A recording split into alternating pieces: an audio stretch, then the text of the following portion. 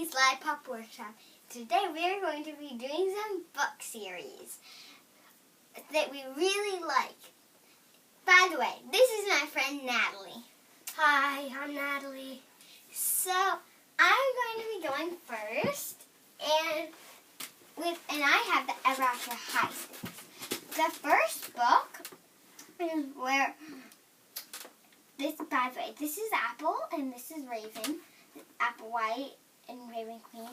And it kind of starts out on Lexi Day. And then Raven decides not to sign the Storybook of Legends because she does not want to follow in her footsteps to be the next evil queen like her mother did. Apple White is heartbroken when she finds out. And the Storybook of Book 1, the Storybook of Legends, is not my favorite book because nobody really gets along that much. So this book too, I like a lot more because my favorite character is in it Cerise Hood. Her mom and dad are the Big Bad Wolf and Little Red Riding Hood. They're supposed to be arch enemies, right? But they really secretly married. And they had a daughter, Cerise Hood. She's half wolf, half human. That's why her hair is striped so oddly.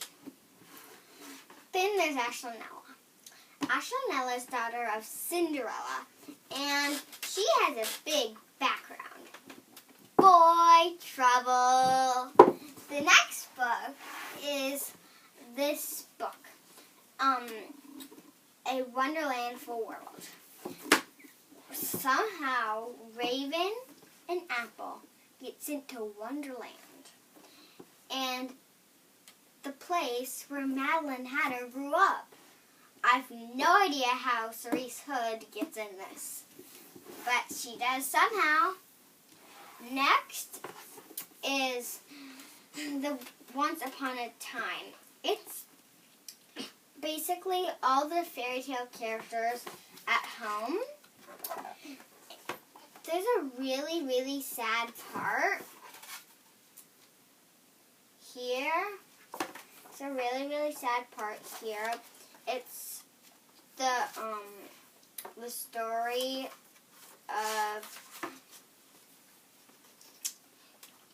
the story of like the two sisters. It's like a story of when like a beautiful sister goes to fetch some water, but then her little sister is actually really ugly but really nice. But in the end, like the older sister, who is actually beautiful but ugly at heart, dies.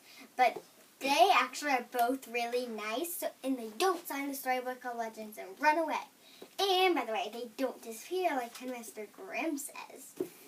So, also in here is some really cool backgrounds. My favorite is the desk from Madeline Hatter. It's her dad's menu for tea time. So, next is Natalie. Hi, I'm Natalie, and this is the Harry Potter series. It's not my favorite series, but I really like it. First book is Harry Potter and the Sorcerer's Stone. This is when Harry Potter's parents die, and he's a baby, and he doesn't know that. He knows that his parents died, but he gets sent to his aunt and uncle, who are muggles, non-magic people, who hate magic and think it's all evil and bad. And they're not nice to him, and they don't feed him very much. And he has a cousin. His cousin Dudley is very mean and isn't nice to him and pushes him and hits him and does a bunch of he pretends he's a punching bag and starts punching him or things like that. But when his house starts flooding with notes because the Dursleys won't let him open any of them, and they're really an invitation to Hogwarts School of Witchcraft and Wizardry.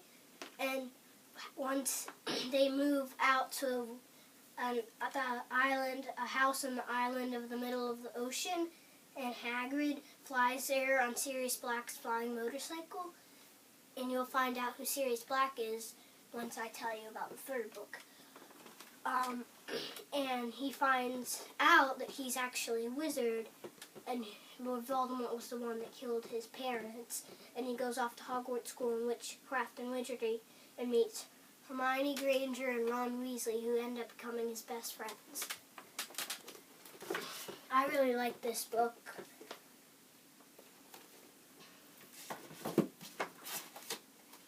This one is Harry Potter and the Chamber of Secrets.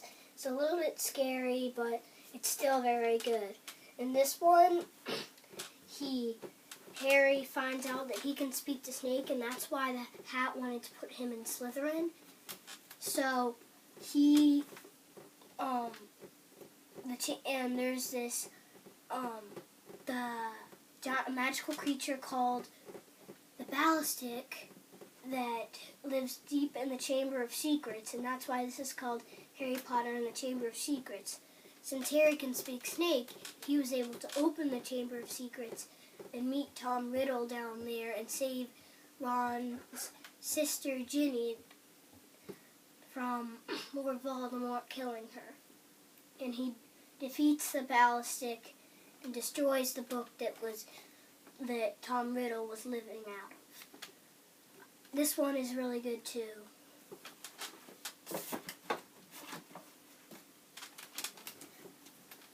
This one is Harry Potter and the Prisoner of Azkaban. It's the third book, and like I told you earlier, that this was Sirius Black was in this one. In this one, Harry Potter is in his third year at Hogwarts, and Sirius Black is claimed to be a criminal when he really is not. So 13 years ago, Sirius Black was claimed to have killed millions of wizards and muggles, and everyone saw it at once, when it was really Wormtail, servant of Lord Voldemort, but Sirius was claimed to be the one that did it when it was really Wormtail. And Wormtail faked his death, pretending that Sirius Black had killed him when he was really still alive, living as an animagus, as Ron's pet, which they eventually find out at the end of the book. And Harry finds out that Sirius is his godfather, and Harry wants to live with him. But I'm not going to spoil for you whether he does or not. This is the fourth book. It's Harry Potter and the Goblet of Fire. Someone puts his name in the Goblet of Fire, and that's why it's called Harry Potter and the Goblet of Fire. I'm not going to tell you who it is because I don't want to spoil the books for you if you want to read them. This one is Harry Potter and the Goblet of Fire, and someone puts his name in the Goblet of Fire, and he has to enter these tournaments. There are 3 very dangerous tournaments. The first one, he has to slay a dragon to receive the egg, so it's a hint to the second tournament, which is underwater, where he has to save these people's lives or else they would die underwater. And the third tournament is a maze that closes in on you, and he has to get to the cup. But when he does get to the cup, it sends him to the wrong place with his friend Cedric, who is 17. Where does he go? I'm not going to tell that. This one is Harry Potter and the Order of the Phoenix. In this one, Harry is in his 5th year at Hogwarts, and Professor Dumbledore gets fired for thinking that Lord Voldemort had returned. The Dark Lord Voldemort, had returned and is fired, and Professor Umbridge takes over which was a defense against the dark arts teacher. She's very bad, but pretends to be good, and makes a bunch of rules that Harry, Ron, and Hermione think are nonsense, like most of the other Gryffindors. When she was defense against the dark arts teacher, she said that she wouldn't allow them to teach. She wouldn't allow them to do magic. She only let them learn about magic, and Harry got angry, so he was like, well, we aren't prepared for the things that are out there. Like, and then Professor Umbridge, like, what? Who would want to hurt a child like you? And he was like, I don't know, maybe Voldemort. And she gave him detention, but then, so he got a group of Gryffindors together and was going to teach them how to do the Patronus charm, because Professor Umbridge wouldn't teach them how to do magic. And at the end, Professor Dumbledore eventually gets his job back. But something happens to Sirius Black in this book, and I'm not telling you what happens because I don't want to spoil it for you. This one is the 6th book, Harry Potter and the Half-Blood Prince. He's in his 6th year at Hogwarts.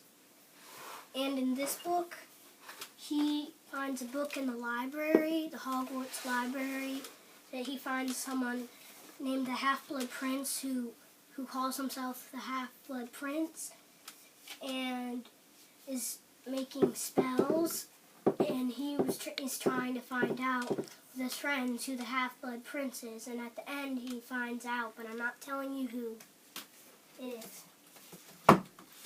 This one is Harry Potter and the Deathly Hallows. In this one, Harry and his friends are trying to destroy all the Horcruxes that are keeping Lord Voldemort alive. The first Horcrux was the one necklace that they got from Professor Umbridge, because she was wearing it in this one, because she was wearing it and they got it from her. I forgot how, but I wasn't going to tell you anyway, so you can find out. And they destroy it. And then the next one is a cup buried deep in Gringotts, hidden in Bellatrix Lavage's cell, or the place that she keeps everything. And in there, they get a goblin to help them sneak into Gringotts and get it. But whenever they touch anything else in there, it multiplies. So they end up, everything floods and they have to get out. But then the goblin takes the cup and says, "The sword for the cup," that was the deal. And he gave the sword to him and he threw him the cup. I said I would get you in. I didn't say anything about getting you out. And then, so there's a dragon deep in Gringotts, and it was there, and so that Hermione had an idea to jump on the dragon and ride out, and so they did, but dropped. And when they got into Hogwarts, they were destroying Horcrux after Horcrux, and the last one was Lord Voldemort's snake. Then they just needed Harry just needed to defeat Lord Voldemort. But Lord Voldemort was regrouping a very big army. They had Thestrals, Dementors, and of course his terrible Slytherin alliances.